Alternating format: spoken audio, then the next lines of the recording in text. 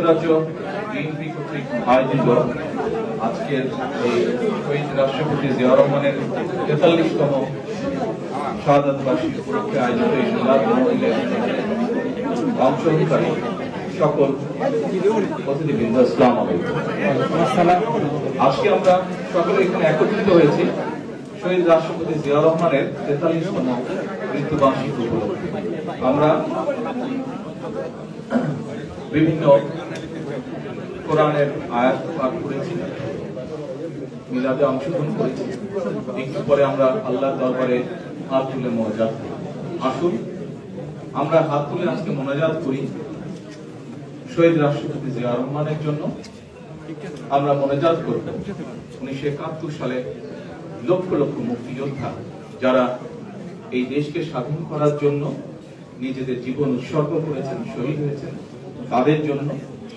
আমরা আসুন দোয়া করি বর্তমানের চলমান যে আন্দোলন, গণতন্ত্র পুনরুদ্ধারের যে আন্দোলন, সে আন্দোলনে বিগত 15 বছরে যে সকল মানুষ শহীদ হয়েছেন, গুম হয়েছেন, হত্যা নির্যাতনের শিকার হয়েছেন, আমাদের বহু নেতা কর্মী, তাদের জন্য আমরা দোয়া করব। যারা বেঁচে আছেন কিন্তু বিভিন্নভাবে অত্যাচারিত, নির্যাতিত হয়ে বন্ধুত্ব বরণ করেছেন, তাদের সুস্থতার জন্য দোয়া করব।